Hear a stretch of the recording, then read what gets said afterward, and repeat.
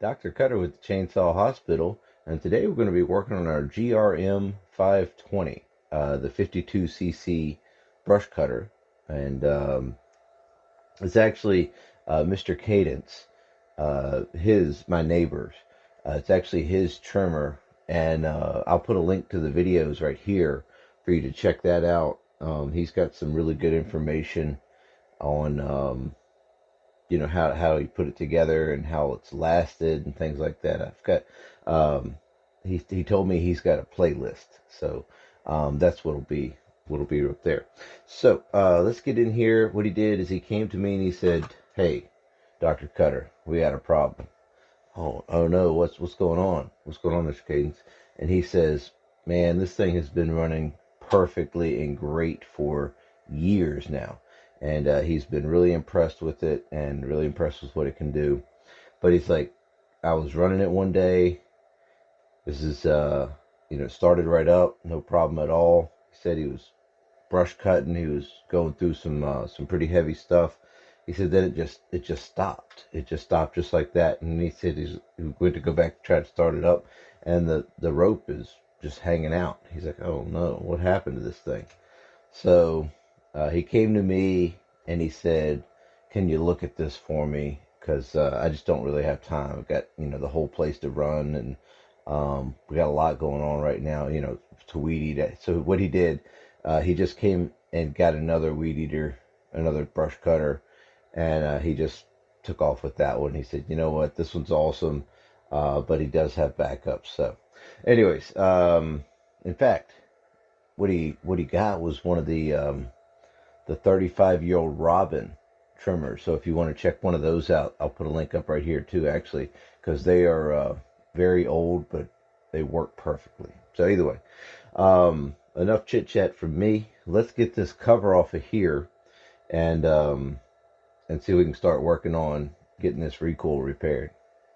So I've got the recoil here, and I've got a 4mm Allen wrench. Oh wow, look at the carnage inside of there. Yeah, something let loose.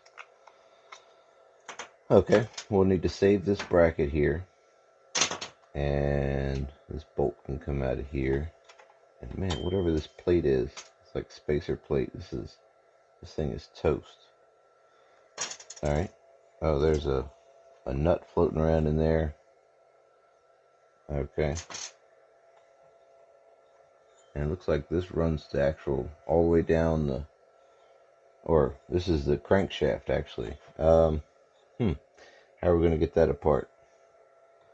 I think I've got something. Oh, is there a rock down in there? Or yeah, oh, there's a dog. One of those dogs in the springs. Let me get let me see if we can get this off of here. I think I might have a tool that'll help us do that. I've got this tool here that's a piece of rectangular steel welded onto a nut. And let's see if this will get on here and remove this old. It might need to be tweaked a little bit since this old one was all bent up. Yeah, let's do that. Well, let's twist it around. Maybe this side will fit and the other side won't. Oh, that's in there good enough. Alright, let's try this out. So we're going to do lefty-loosey because it should be left-handed threads on here. Yep, perfect. Okay, so that popped right off. That was really nice. If you're interested in a tool like this, just let me know down below in the description. Or I'm sorry, in the comments. I could probably put together something like that for you. But yeah, that worked perfect. All right, so down inside of here we've got some more carnage. There's the little springs, and yeah, pieces of parts of the dogs. Wow, Mr. Cadence, he really did a number on this thing. I don't know why he thinks I'm a miracle worker, but I guess that's what you get. Okay, so I've got some gunk down in here. I'm just gonna blow this out real quick. And it's got all that mess cleaned out, and what's next is this new clutch assembly here, or a recoil assembly, and this should be righty tighty. I guess that's what the R is. It's right-handed threads. It's not left-handed. Looks like this has got, oh, aluminum. Okay. Let's see if I can get that out of there to show you. Okay, yeah. There's a chunk of aluminum stuck around the thread right there. That's what was making this hard to thread on there. I'll also put a link down below for this stuff here too, the clutch. I keep saying clutch, the recoil.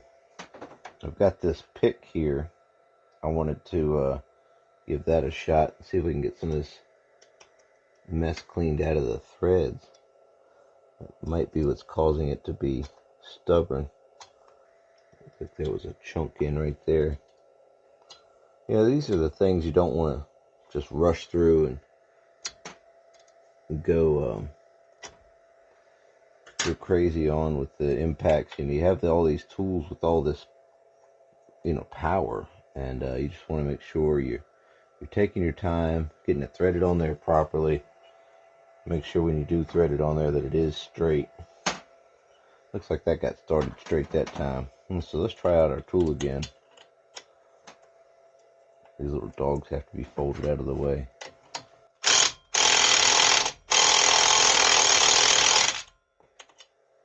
Okay, yeah, it looks like it's working fairly well. Getting started there. Put that back in there and drive it on there a little bit more.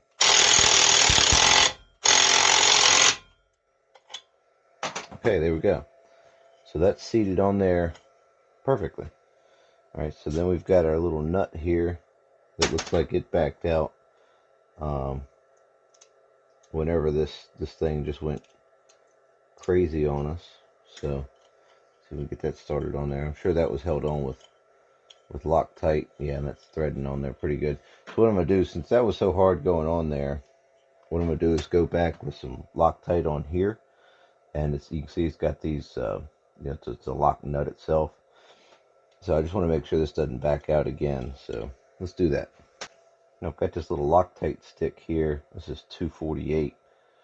So once you get your Loctite on there, you can just use the pick here with everything and just kind of shove it into those threads. And again, righty-tighty on these too. So I need to go get a metric socket for the impact. I don't know if this is coincidence or what. This is a 1/2 inch fit on there just perfectly without any slop at all. Not sure if that's just poor Chinese or poor manufacturing tolerances on their part, but we'll go with it.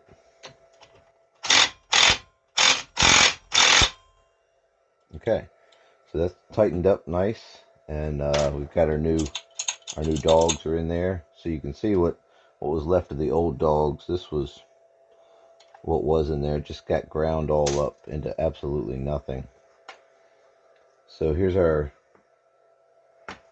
new recoil that came. The kit came with all the stuff. So it came with this. It did not come with this nut, surprisingly, but it came with this recoil assembly and this right here. So we're going to put this on. Oh, we need this crazy plate that got demolished. Put that back in place. Hopefully that doesn't interfere with anything. No, it does not appear to. So this should slide underneath of here and underneath of here.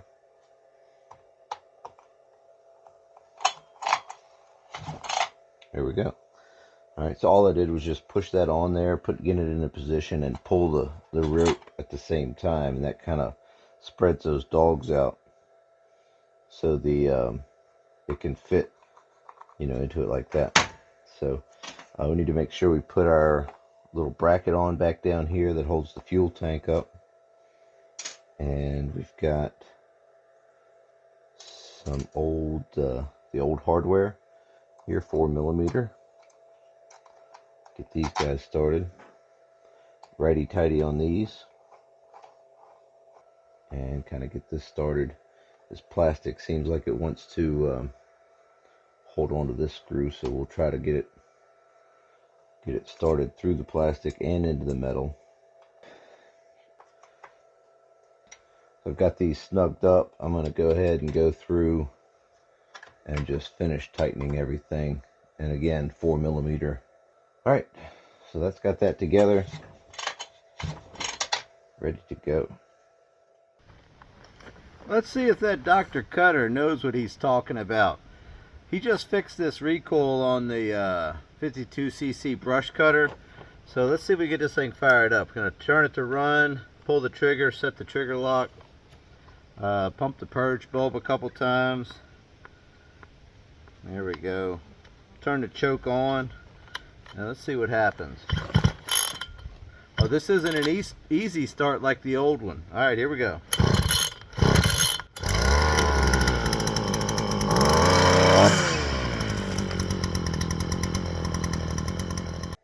So there you go. The repair was super easy this time. Usually here on Trauma 1, Trauma 2 is actually just right over there. So maybe we'll get another project and get it on Trauma 2 over there. But either way, got the recoil replaced and all the dogs and stuff in there. So yes, very thankful for that. Now Mr. Cadence can get back out there and get his brush cutting done. I know he's been getting on me about getting this thing done, so that's okay. We finally finished it up. And either way, thank you guys so much for watching and being here. And if you like this kind of video, please subscribe, because we're just trying to grow this channel, and there's all kinds of content that's either out like this or gonna be out like this. So either way, remember, keep your chain sharp and stay safe.